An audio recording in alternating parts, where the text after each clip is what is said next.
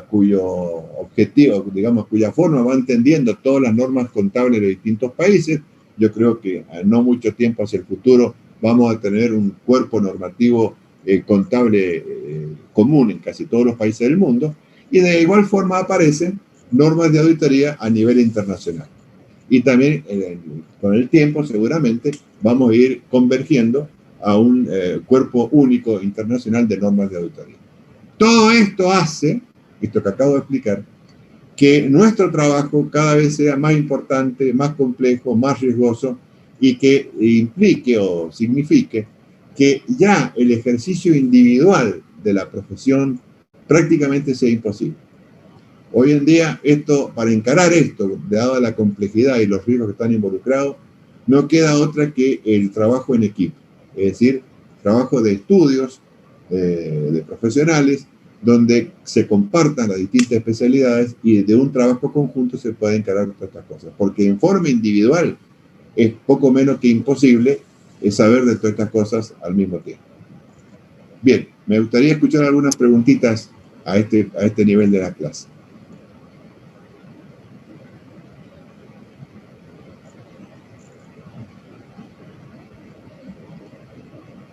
¿Alguna pregunta?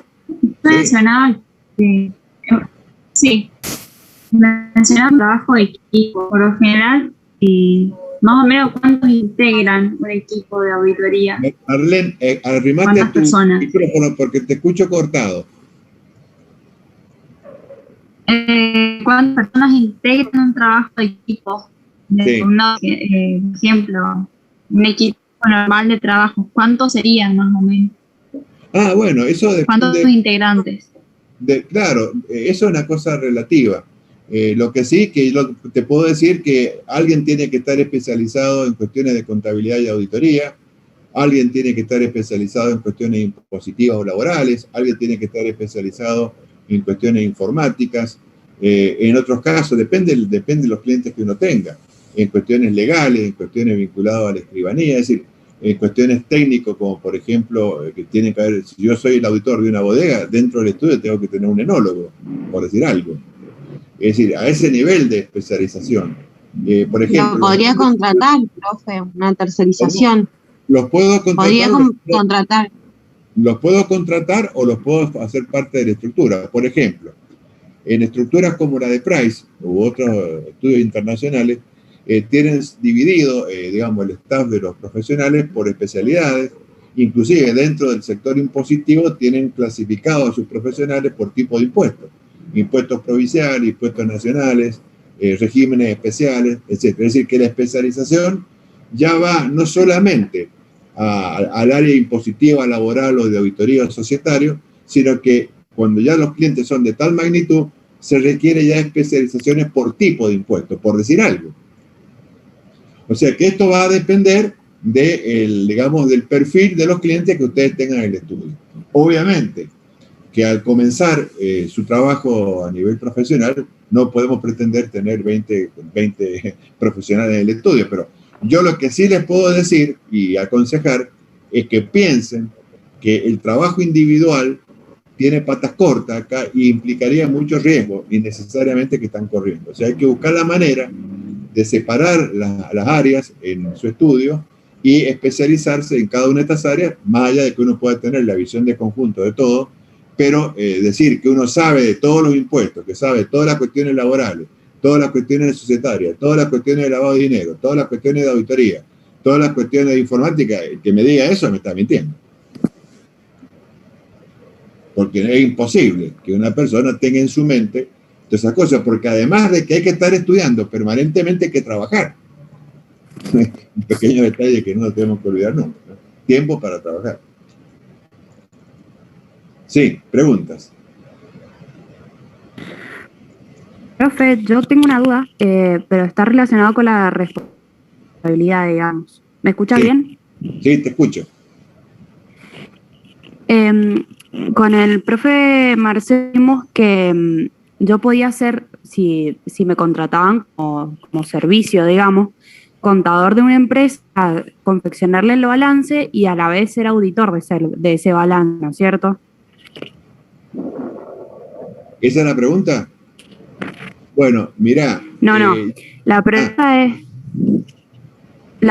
es esta, o sea, no correría un riesgo en ese caso, porque, por ejemplo, ayer en práctica vimos que el auditor sugería algunos ajustes a realizar al balance. Entonces, si yo soy contador y hago el balance, quizás no me doy cuenta de realizar esos ajustes que un auditor independiente a mí me observaría, digamos.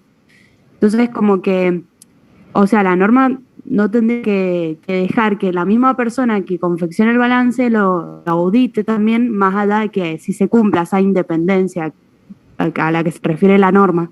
No sé si me entiende la pregunta. Sí, te la voy a contestar de una manera general, pero creo que te voy a satisfacer lo que me estás preguntando. La independencia es una regla básica de la auditoría. Si el auditor no es independiente, no hay auditoría.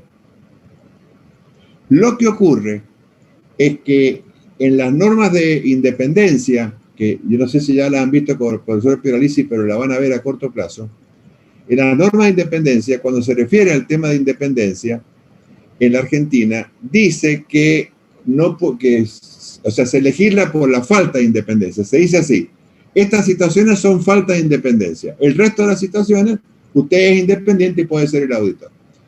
Una de las situaciones de falta de independencia es cuando uno es empleado de la empresa. O lo he sido en el momento o al momento en el que se refieren los estados contables. Pero esa falta de independencia que marca la norma, en este caso, norma estoy hablando de la RT 37, ¿cierto?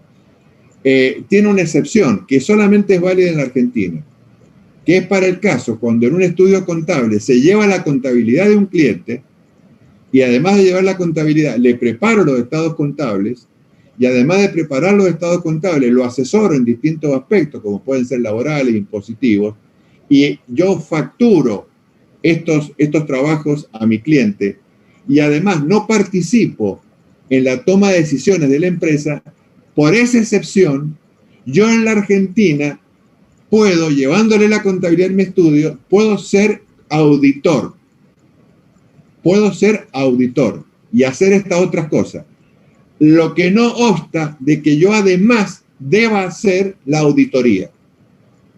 O sea, me habilita a que yo pueda ser el auditor en estos casos excepcionales, pero no me habilita para que yo no haga la auditoría. Yo sí debo hacer la auditoría, aun cuando en mi estudio se lleve la contabilidad, porque haber llevado la contabilidad desde el punto de vista de la auditoría es absolutamente insuficiente con respecto al trabajo de la auditoría.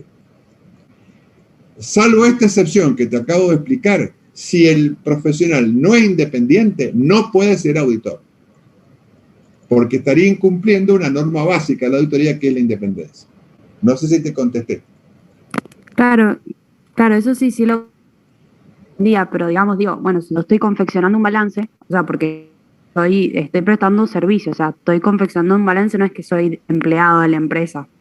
Estoy prestándole ese servicio a la empresa, digamos, y después a ese mismo balance es como que... Tu estudio le lleva la contabilidad a una empresa, ¿eso me quieres decir? Claro, que un estudio, o sea, no el contador como empleado de la empresa, sino el contador como un tercero ajeno a la empresa que le preste ese servicio a la empresa, de darle la contabilidad. Es el caso que claro, por eso mismo. Y está presentado como una excepción a la falta de independencia de la RT 37. Pero eso te habilita que puedas ser el auditor, pero no te habilita que no haga falta hacer la auditoría, aun cuando vos le lleves la contabilidad. Además hay que hacer auditoría. Bien. Repito, si no hay independencia, no hay auditoría. No le agrega absolutamente nada de nada el trabajo del auditor si no es independiente.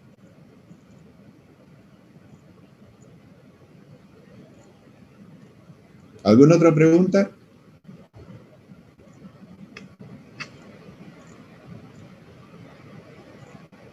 Bueno, esto no quita que en adelante, si ustedes tuvieran más dudas, no me las formulen, ¿cierto? Yo siempre estoy abierto, dispuesto a que me hagan preguntas de los temas estos que estamos desarrollando. Bueno, hecho esta presentación inicial, Ahora vamos a la bolilla que queríamos desarrollar. Vamos a hablar de riesgo. Seguramente el profesor Pieralici en las clases previas ya les tiene que haber hablado o les tiene que haber mencionado la idea de que los auditores trabajamos de una manera tal de que hacemos foco en nuestro esfuerzo profesional en aquellas cuestiones que son más significativas dentro de los estados contables y aquellos aspectos que son más riesgosos. O sea, haciendo foco en lo significativo de lo riesgoso, eso provoca o tiene como consecuencia que nosotros como profesionales trabajemos de una manera más eficiente, porque nos haría o nos evitaría tener que estar revisando el 100% del universo de los elementos. Ahora bien, para entender esto del riesgo, si ustedes buscan en el diccionario, buscan la palabra riesgo, que tiene varias acepciones, vamos a encontrar la más elemental que yo pude ver acá, que es que riesgo es la proximidad de un daño. O sea, cuando existe la posibilidad de ocurrir un daño, decimos que algo es riesgoso. Ahora, ¿de dónde viene el tema del riesgo en la actividad económica? Voy a hacer un poquito de historia, o voy a razonar un poquito más desde atrás. Los seres humanos somos singulares, somos semejantes, pero no somos idénticos. No existe la identidad humana, existe la semejanza. Y esto es así porque, fíjense, todos tenemos rostro, todos tenemos una cara, pero no hay dos caras iguales. O sea, nos parecemos, somos semejantes en que todos tenemos un rostro, pero no hay dos rostros iguales. Pasa igual hasta una cosa tan elemental como las huellas dactilares. Todos tenemos huellas dactilares, pero no hay dos huellas dactilares iguales. A tal punto es así que se utiliza como elemento para identificar a una persona.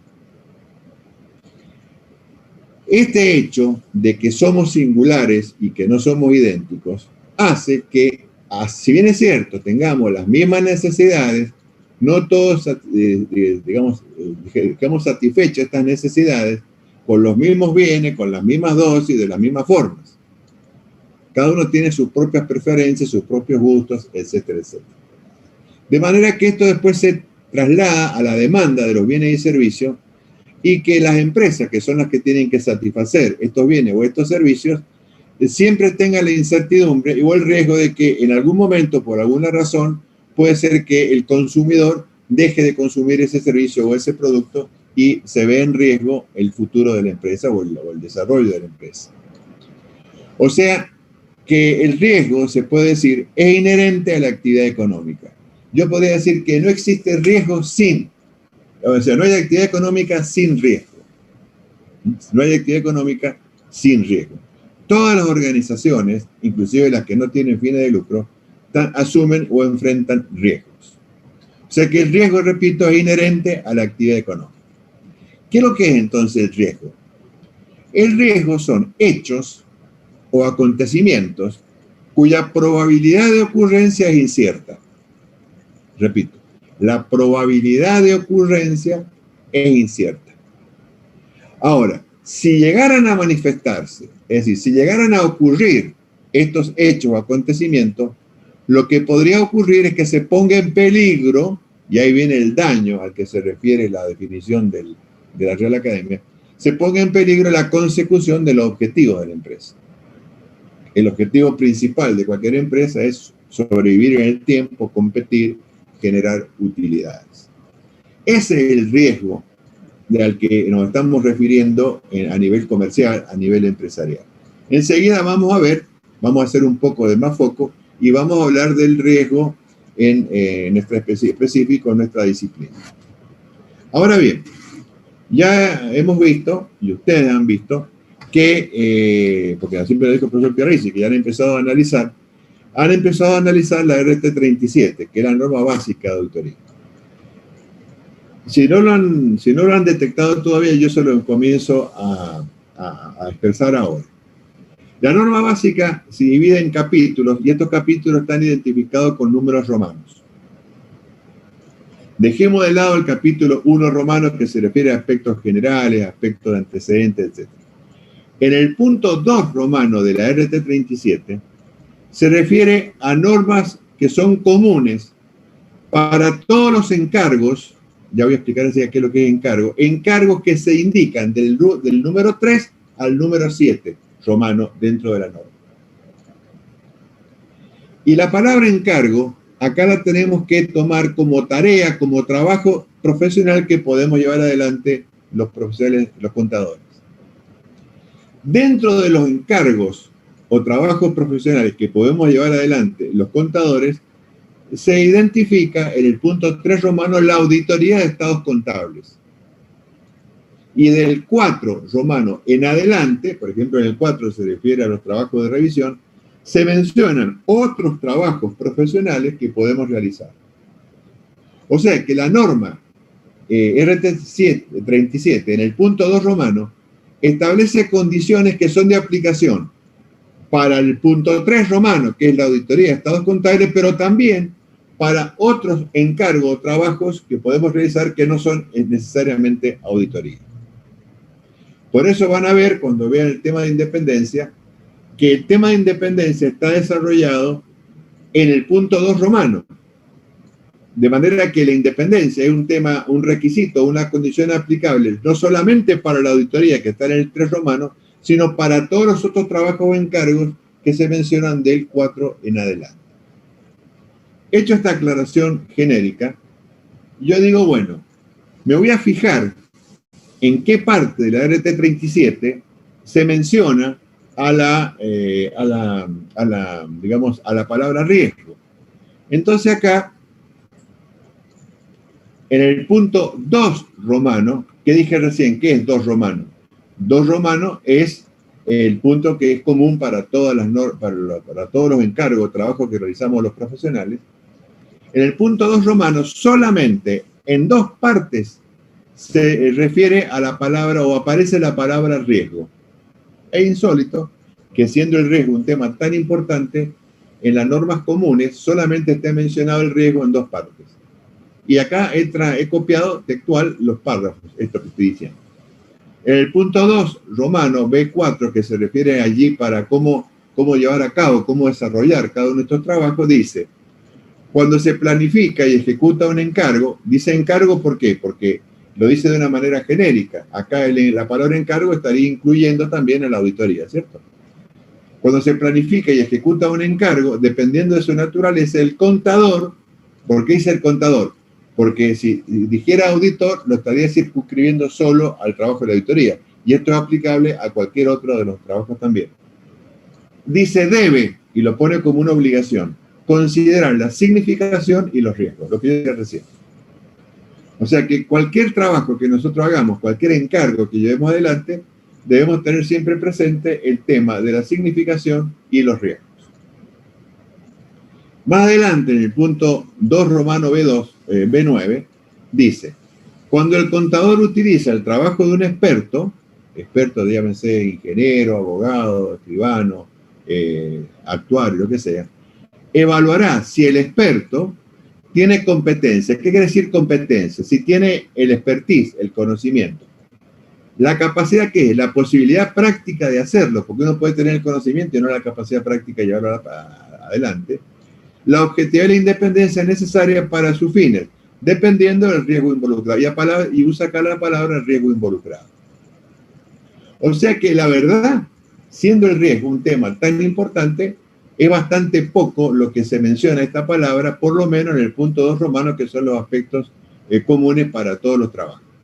Y más adelante, ya haciendo foco en nuestra materia, en el punto 3 romano, que como dije recién, se refiere a auditoría externa de estados contables, en el punto I, normas para el desarrollo, solamente en 2 párrafos se menciona la palabra riesgo. Y dice, ya hablando de la auditoría, ¿cierto? Dice: evaluar la significación de lo que se debe examinar. Fíjense cómo aparece la palabra significación otra vez.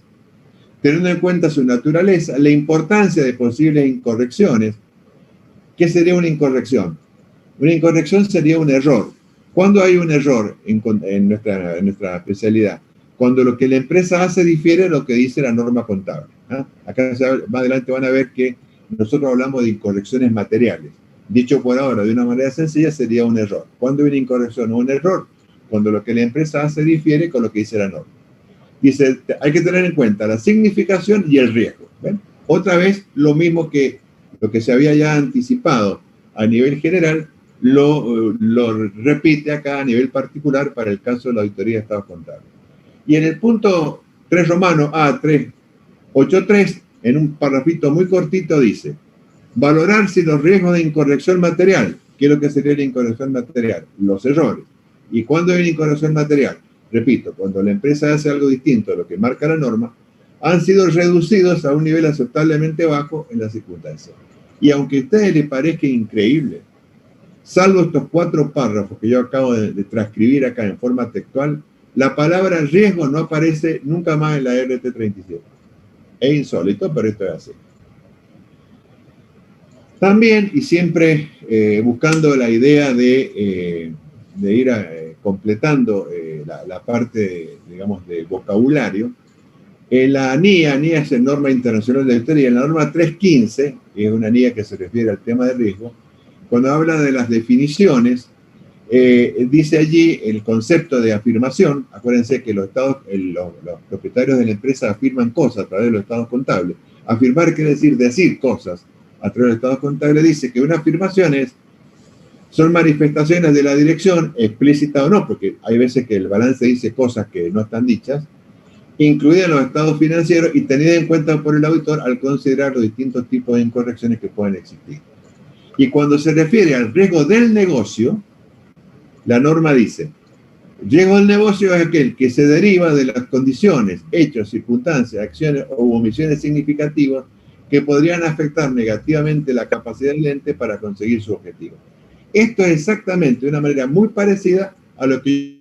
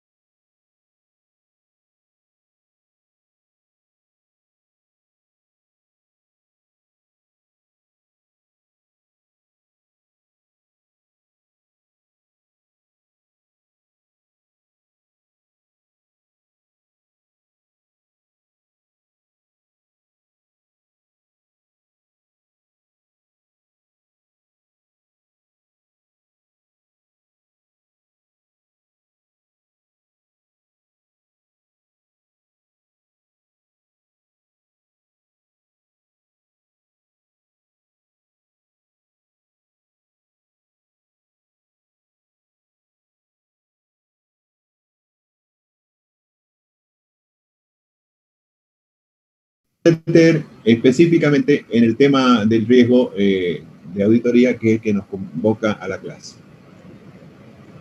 Acá hay que tener en cuenta 2 temas o 2 cosas muy importantes desde el punto de vista del significado de las palabras. Acá hay una, fíjense, clasificación del riesgo en auditoría. En es una preposición. ¿Se acuerdan? Ante, bajo, cabe, con, contra, de, desde. Esas eran las preposiciones. Y acá tenemos clasificación del riesgo en auditoría, háganle un circulito acá, márquenlo. Y más abajo hablamos del punto 3, riesgo de, otra preposición, de auditoría. Repito, riesgo en auditoría y de auditoría. Son cosas distintas. Vuelvo a hacer hincapié o a resaltar el tema este, el riesgo en auditoría y de auditoría.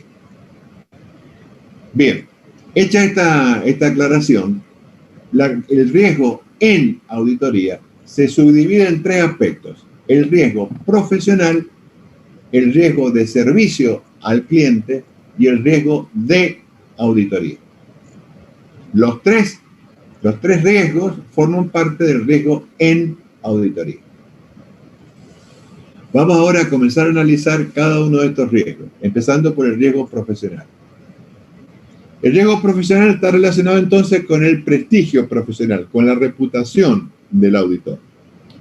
Fíjense que esto es válido para todos los órdenes de la vida, inclusive. La confianza en una persona demora años en construirse, pero demora un instante en perderse. Y pasa algo muy similar o parecido con el prestigio profesional. Un profesional logra tener un prestigio, ¿qué quiere decir prestigio? Un reconocimiento a nivel social, profesional, etcétera, que demanda años en ser construido. Pero este prestigio, este reconocimiento, esta reputación, puede ser perdida en un instante. Entonces, este es un tema que los auditores siempre tenemos que tener presente a la hora de ejercer nuestra profesión. Acuérdense que nosotros lo que estamos, entre comillas, vendiendo es confianza, credibilidad. La gente que vea un informe de auditoría firmado por nosotros, si nos conoce, va a confiar en que ese trabajo fue hecho y fue hecho correctamente y que la opinión que yo he vertido a través del informe es correcta. Eso lleva años en construirse, por decir de una manera a otro nivel, pero más o menos esa es la idea. Si ustedes ven que un balance, un informe de auditoría está firmado por Price, esa firma, detrás de esa firma hay más de 100 años de historia en el mundo. O sea que hay un prestigio profesional, lo estoy poniendo como caso extremo, un prestigio profesional que ha demorado años, muchos años en ser construido. Y que así como se demora años en construirse, se puede perder en un instante.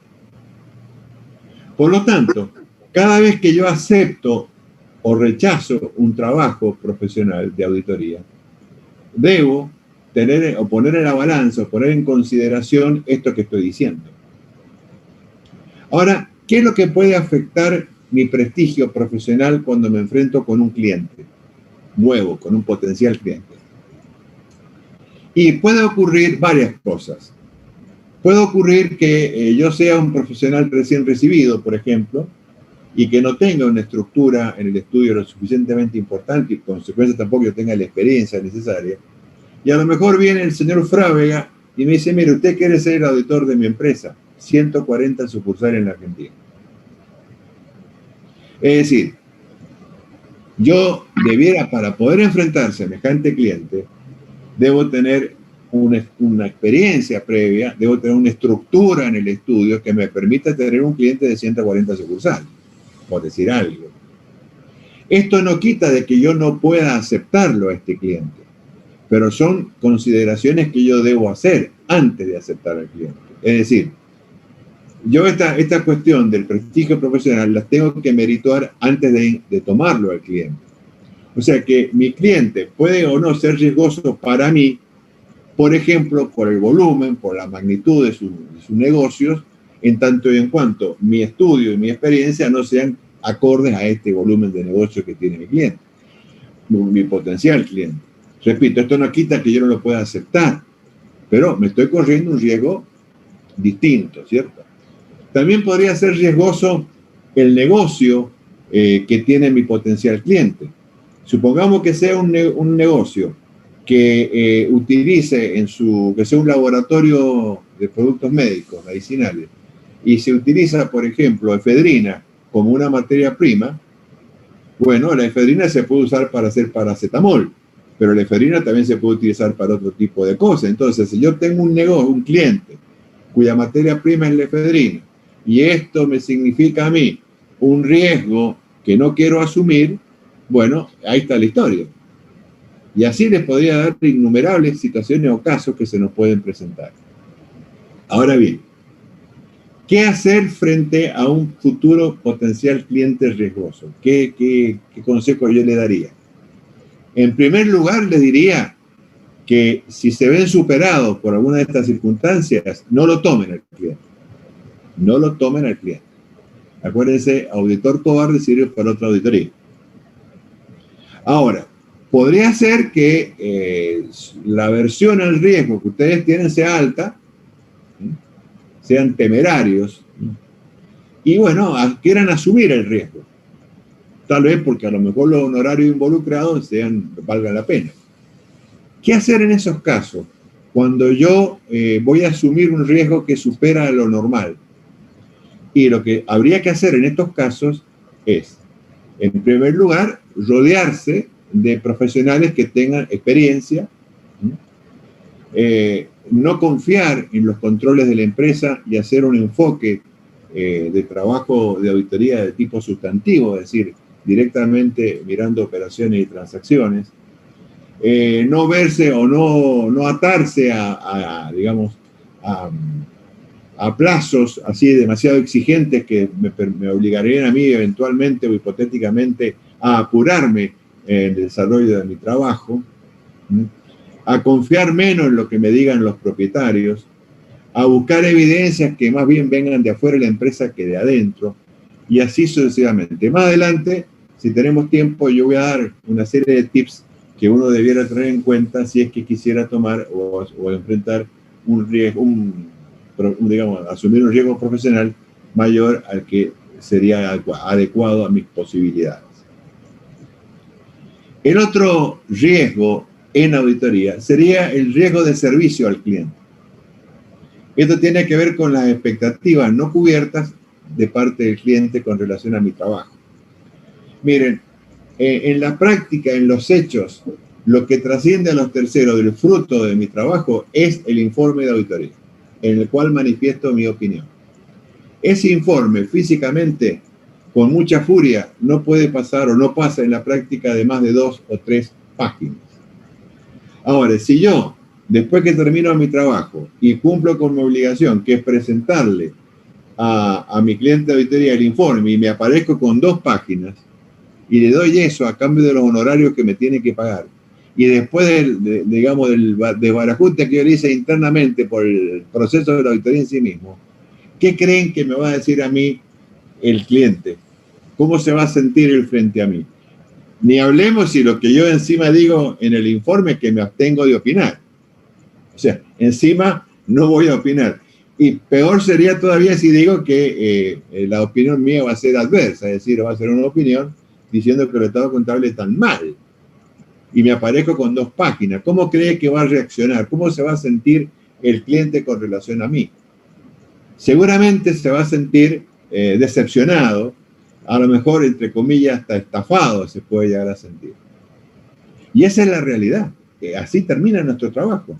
Nuestro trabajo va a terminar en un informe, que físicamente es lo que se le traslada al cliente y a los terceros después a través de él, que son 2 o 3 páginas. Ahora, ¿cómo se puede minimizar ese riesgo y atenuar de alguna forma?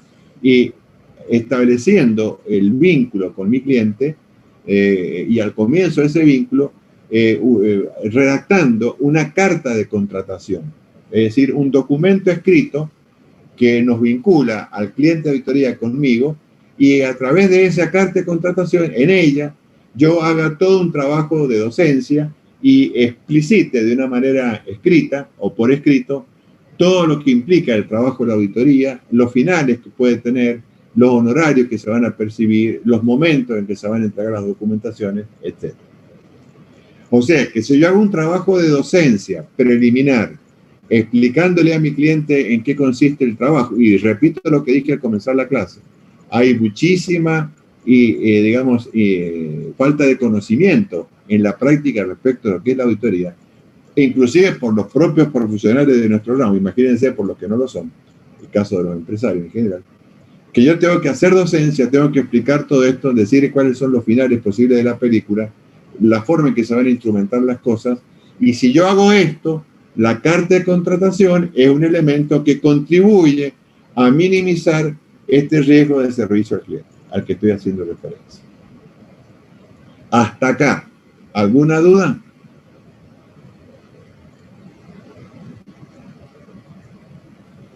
No, profe.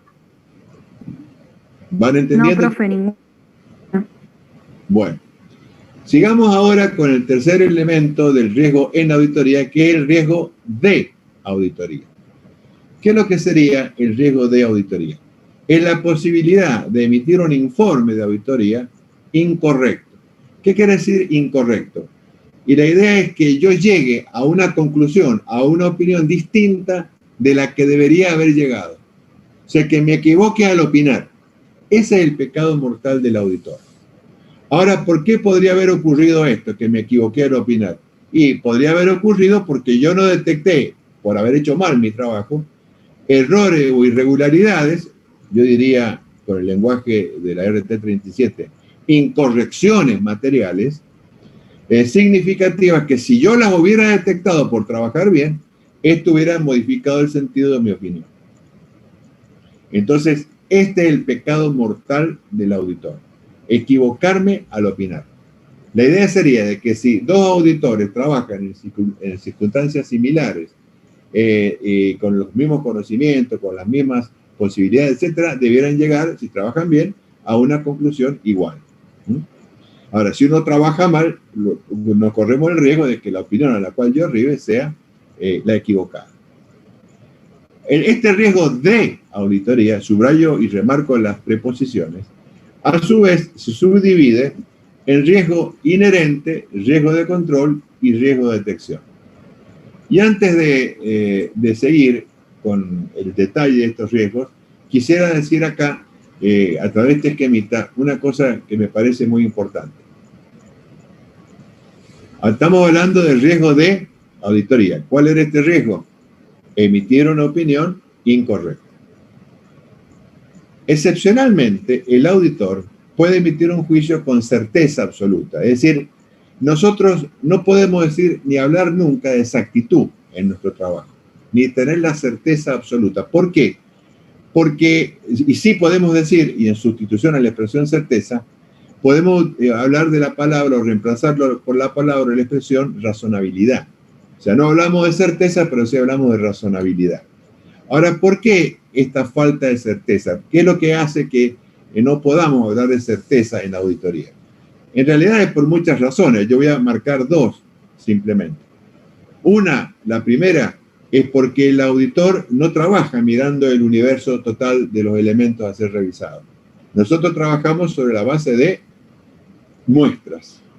Ahora, cuando uno trabaja sobre muestras, si uno no hace o no elabora o no construye una muestra correcta, podemos estar sacando conclusiones equivocadas de la muestra que luego, al ser generalizadas al resto del universo, nos podrían llevar a cometer errores. Eso por un lado.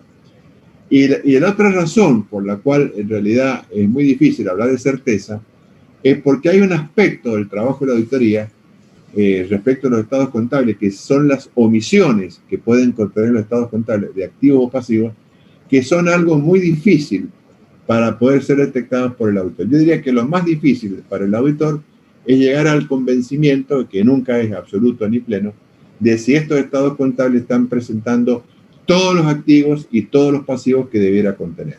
O sea, por esas dos razones simplemente ya no hablamos más de certeza y sí hablamos de razonabilidad.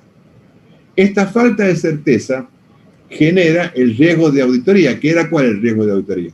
La posibilidad de emitir un informe incorrecto, es decir, emitir una opinión equivocada. Por lo tanto, esto lleva a que el auditor deba concentrar su trabajo, como dijimos más temprano, ¿en qué? En aquellos aspectos más significativos y más riesgosos. Es decir, yo acá lo que estoy buscando es que no se me pase un elefante. Se me podría llegar a pasar un ratón, pero no un elefante. Por eso es que el esfuerzo profesional, el esfuerzo de la auditoría, lo vamos a aplicar a aquellos aspectos significativos y riesgosos. Eso hace que al ejecutar las tareas que hemos planificado y los procedimientos de auditoría, nos lleven a tener evidencias que nos permitan reducir este riesgo a un nivel lo más aceptable posible. De manera que la posibilidad de emitir un error, emitir un informe incorrecto, no sea absoluta, pero sí a minimizarlo a lo más posible que se pueda. Repito, en auditoría hablamos de razonabilidad y no hablamos de certeza, por estas razones que acabo de explicar.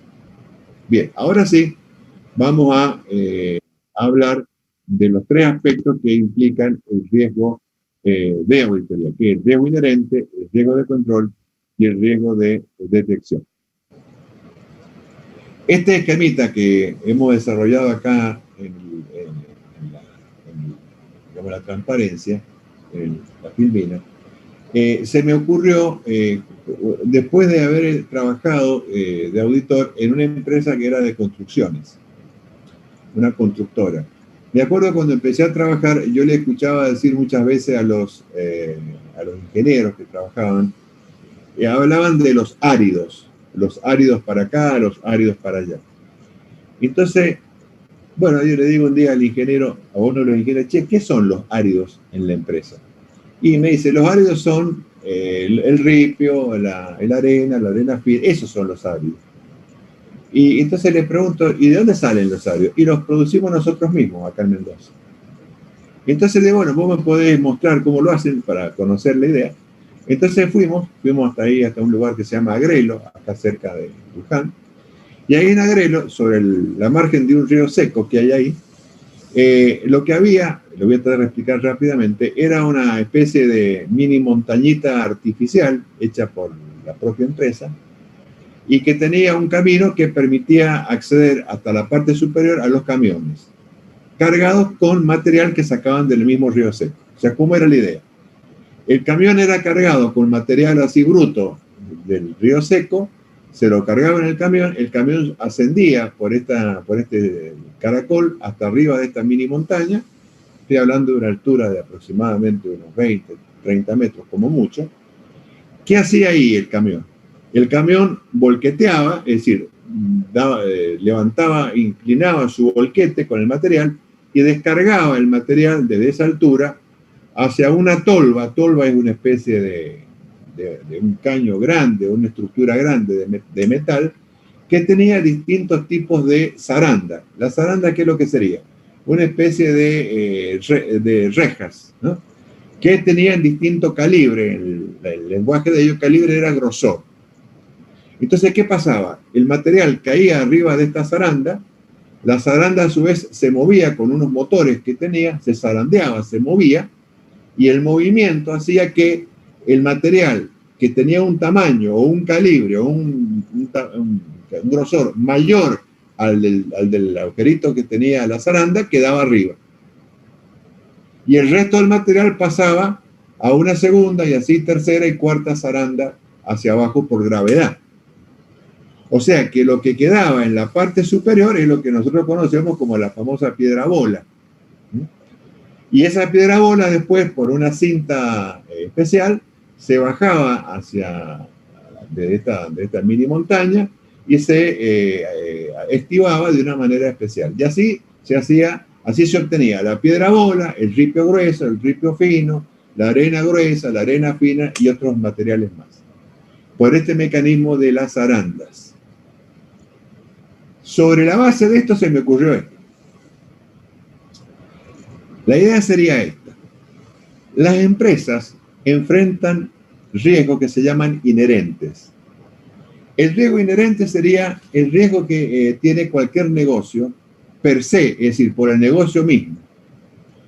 Por ejemplo, una empresa como McDonald's tiene el riesgo inherente de que maneja mucho dinero en efectivo.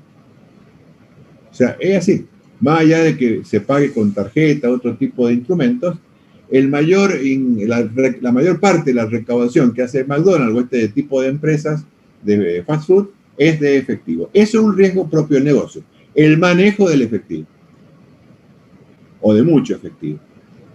Por ejemplo, una farmacia tiene como riesgo inherente el hecho de que los productos que vende la farmacia, que son los medicamentos, tienen una fecha de vencimiento y que no pueden ser vendidos después de la fecha de vencimiento.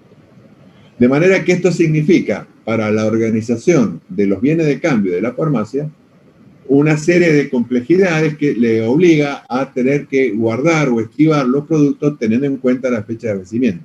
De manera que siempre esté saliendo de la farmacia el producto más viejo y no se le genere a la farmacia productos que después, por haber llegado al vencimiento, no pueden ser vendidos.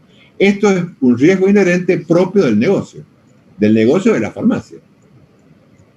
Por ejemplo, si ustedes tienen un negocio que vende celulares, por decir algo, productos de esas características, el riesgo inherente que podría tener este tipo de negocio es que las mercaderías pueden quedar obsoletas en cualquier momento. ¿Por qué? Porque aparece un producto, un teléfono o lo que fuere, nuevo, de una versión nueva, y desplaza en la preferencia de los clientes a los anteriores, y esto hace que el producto que tenga una versión más vieja tenga una dificultad de venta mayor.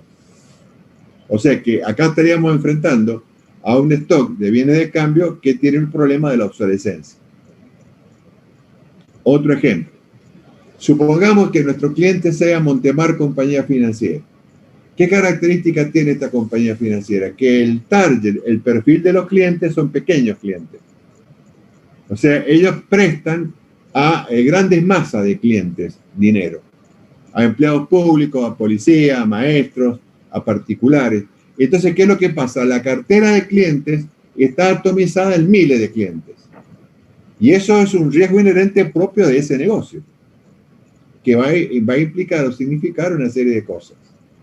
No sé si con estos ejemplos, confío que sí, que han entendido qué es lo que es el riesgo inherente en términos generales. Ahora, desde el punto de vista de la auditoría, el riesgo inherente que nos interesa particularmente sería aquel que podría llegar a tener algún efecto directo sobre los estados contables que son el objeto de nuestra materia. Prácticamente son todos. Ahora, bien, frente a esta situación de riesgo inherente, ¿quién cree ustedes que es el que más sabe de los riesgos inherentes de cualquier negocio? El que más sabe es el propietario de la empresa, los dueños. Porque son ellos los que conocen el negocio mejor que nadie. Entonces, si ellos son conscientes de la existencia de estos riesgos inherentes, lo que van a tratar de hacer es colocar una malla que tenga por finalidad filtrar o contener en la medida de lo posible estos riesgos inherentes para que no se introduzcan o no pasen hacia adentro de la organización y le generen un problema, un daño. Esta malla que se establece como una primera malla de control es lo que se llama el sistema de control interno de la empresa. O sea, que el sistema de control interno de la empresa que es un sistema diseñado por la propia empresa que tiene por objetivo contener estos riesgos inherentes de manera tal de evitar que se pasen hacia adentro de la organización y le generen daños o perjuicios. Entonces, ¿qué es lo que puede pasar en la práctica? Lo que puede pasar en la práctica es que aun cuando la empresa diseña un sistema de control, lo que puede pasar en la práctica es que ese sistema de control sea roto por el riesgo inherente y se perfore la malla y se pase hacia abajo. Cuando esto ocurre, a esto se lo llama riesgo de control. Entonces ahora sí podemos ir perfilando estos dos riesgos.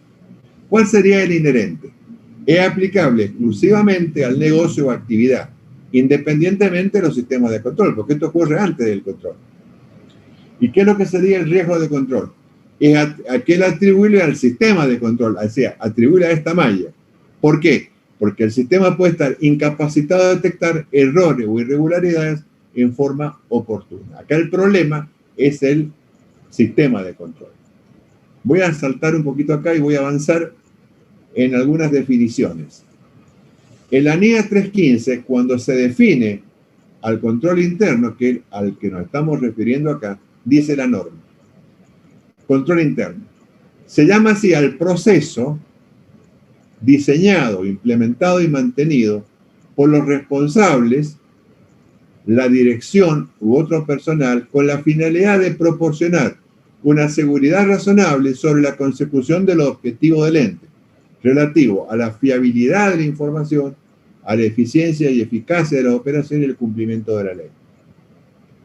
Vamos al diccionario de la Real Academia y pregunto, ¿qué quiere decir fiabilidad de la información? Y fiable quiere decir que ofrece seguridad o buenos resultados, creíble, fidedigno, sin error. Entonces, el control interno contribuye a estas cosas. Ahora, repito, a pesar de esto, lo que pasa en la práctica es que a veces estos controles internos fallan, porque, ojo, son estructuras humanas que pueden fallar porque están mal diseñados, pueden fallar porque las personas que lo lleven a la práctica cometen errores y por muchas otras razones. Ahora, a todo esto, ¿dónde está el auditor? A todo esto, el muchacho del auditor no ha aparecido en escena. Sí está contemplando la escena, pero no ha actuado en la escena todavía.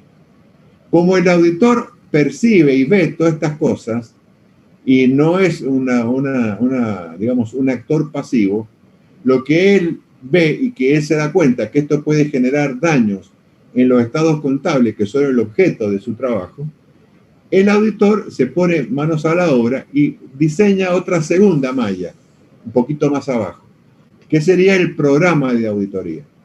En este programa de auditoría, entre otras cosas, se detallan los procedimientos de auditoría que se van a hacer o se van a llevar a la práctica con el objetivo de evitar y detectar estos errores o irregularidades.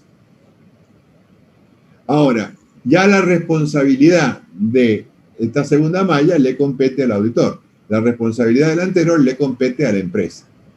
Ahora, la idea es que estos procedimientos de auditoría que están plasmados en el programa de trabajo eviten que se pasen estos riesgos. Pero aún así, también puede ocurrir que pase y que se filtren riesgos. Entonces, cuando la malla que pone el auditor es rota por los riesgos, entonces eso se lo llama riesgo de detección. ¿Qué sería el riesgo de detección? Cuando los procedimientos de auditoría no detectan errores o irregularidades que están contenidas en los estados contables. Hasta aquí. Preguntas.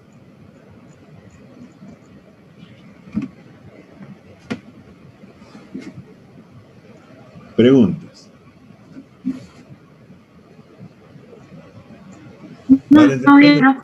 ¿Van entendiendo, sí, chicos? Porque el profe Marcelo en las primeras clases hizo un concepto y... Marlene está hablando. Marlene, arrimate el micrófono porque te escucho entrecortado. El profe Marcelo nos explicó más o menos algo de esto al principio. Y... perdón, Marlene, no te escucho bien, Marlene. Profe, dice que Pieralisi... Ahí está la traductora. Vamos, Conce. Dice que Pieralisi ya nos explicó esto, un poco la teoría de las mallas en las primeras clases. Por eso no estamos tan perdidos, digamos. Bueno, me alegro mucho y que esto sirva para confirmar esto que estamos diciendo, ¿cierto? Para completar. Perfecto. Bien, sigamos entonces. Entonces, riesgo inherente sería entonces el riesgo que tiene que ver con el negocio o la actividad, independientemente de los sistemas de control. El riesgo de control es atribuible a los sistemas de control, que pueden estar incapacitados de errores o irregularidades significativas de forma oportuna, y el riesgo de detección, que tiene que ver entonces con que los procedimientos de auditoría seleccionados no detecten errores o irregularidades. Acá le he definido o he puesto las definiciones de los tres riesgos. Acá a continuación les voy a dejar, en realidad, no lo vamos a ver, pero se lo voy a dejar para que ustedes lo tengan, para que ustedes vean cómo las normas de auditoría no están internacionales, las NIA, no están tan lejos de lo que nosotros estamos diciendo acá. Este es un cuadrito que yo armé a partir de las NIA referido a estos temas, y cuando lo lean, simplemente se lo dejo con uso de inventario para ustedes, van a ver que lo que las NIAs dicen respecto a lo que hemos dicho acá Es exactamente lo mismo con algunas pequeñas diferencias de lenguaje, nada más. Yo diría que más que nada son a veces de traducciones. Pero no estamos diciendo nada raro, ni nada extraño, ni nada diferente de lo que las niñas dicen respecto de estos temas. Se lo dejo, repito, con un criterio de inventario o a beneficio de inventario de ustedes para que lo lean y se den cuenta de que si este mismo tema lo estuviéramos mirando a través de las niñas, no estaríamos diciendo cosas muy distintas a las que ya hemos dicho desde el punto de vista de, digamos, de la doctrina que estamos desarrollando acá en clase. Ahora bien, vamos a ver a partir de ahora lo que se llaman factores de riesgo. ¿Qué son los factores de riesgo? Son situaciones que actúan de forma individual, hacen que el nivel de riesgo, ya sea el riesgo inherente, de control o detección, sea más alto o más bajo. O sea, son situaciones que nos llevan a que el nivel de riesgo sea mayor o menor. Entonces hay factores de riesgo que tienen que ver con el riesgo inherente. Okay. Sí. Disculpe. Lo que pasa es que se está por volver a cortar otra vez. Así que nada, le quería decir que si nos puede mandar la grabación. Vamos a hacer así. Mira, yo mañana voy a seguir dando clase. Ya lo voy a conversar enseguida con el profesor Piralici. Entonces yo mañana voy a terminar de dar este tema. Y ahí vemos el tema de la grabación. ¿Eh? Bien, muy bien, gracias. Bien. Decía entonces que faltan 6 minutos aproximadamente. Aprovechémoslo. Entonces, estamos hablando de los factores de riesgo. Hay factores de riesgo que hacen que el riesgo inherente sea más grande o más chico, lo mismo que hay factores de riesgo para el tema del control y factores de riesgo para el riesgo de detección. Empecemos con los factores que tienen que ver con el riesgo inherente. ¿Cuál era el riesgo inherente? El riesgo del negocio. Esto puede ser o separarse en 3 aspectos que tengan que ver con la naturaleza del negocio, factores de riesgo que tienen que ver con la situación económico-financiera del ente o de la empresa, y factores de riesgo que tienen que ver con la organización gerencial de recursos humanos y materiales. Tanto en el LOCE como en Fowler, en todos los libros de la bibliografía, acá se mencionan decenas de factores de riesgo. Yo acá, a título ejemplificativo, he traído algunos nada más, con esto no quiere decir que son los únicos, pero los voy a ir explicando cada uno para que ustedes vean de qué manera incide en esto que estamos diciendo. Empecemos por los factores de riesgo inherentes que tienen que ver con la naturaleza del negocio. Acá el ejemplo sería controles especiales. Estas son empresas, por ejemplo, que pueden estar controladas por la Comisión Nacional de Valores, por la Superintendencia de Seguros, en el caso cuando existían por la FJP, por el Banco Central u otros organismos de Contralor Especial. Como por ejemplo acá a nivel local, a nivel vitivinícola, el Instituto Nacional de Viticultura ejerce controles especiales respecto de las bodegas, por decir algo. ¿Por qué? Y usemos el ejemplo del Instituto de Viticultura. ¿Por qué esto puede significar, el hecho de que la bodega esté controlada por el instituto, por qué esto puede ser un factor de riesgo para la auditoría?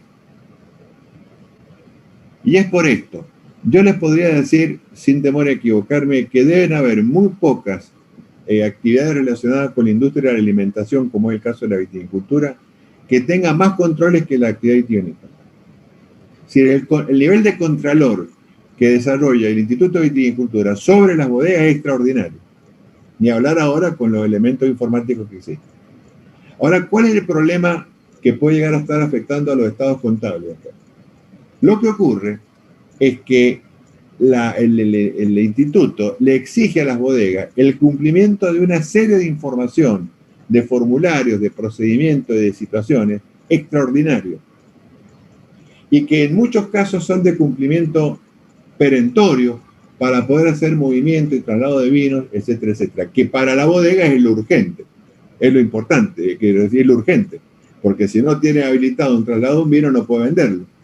Entonces, Esta información que a su vez le tienen que estar suministrando desde la bodega del instituto, puede llevar que en muchos casos se descuide, no quiere decir que siempre sea así, información similar que puede estar generándose a través de los sistemas contables. O sea que podríamos estar corriéndonos el riesgo de que la misma información que se le suministró al instituto difiera de la que está en la contabilidad, por distintas razones. De manera tal de que, ojo, no quiere decir que esto necesariamente va a ocurrir así, pero si yo veo que la empresa tiene que estar reportándose a un organismo de contralor, cumpliendo con una serie de cosas que para la empresa son urgentes, ojo que a lo mejor se podría estar descuidando el frente de la contabilidad y que tengamos por esa razón posibilidades, mayores o menores, de que haya errores en los sistemas contables. Así que ojo con eso. Después, el tema de empresas que tienen personal intensivo. Un caso típico de este personal intensivo es el caso de la industria de la construcción.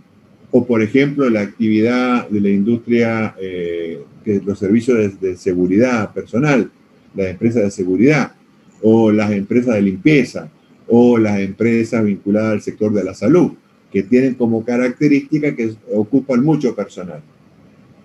Entonces, ¿dónde está el problema? Y el problema está, o el riesgo, ¿dónde está? En que cada persona que es empleada de la empresa puede ser posible de que se genere, a partir de su vinculación o a partir de su desvinculación, contingencias que podrían estar afectando o no los estados contables.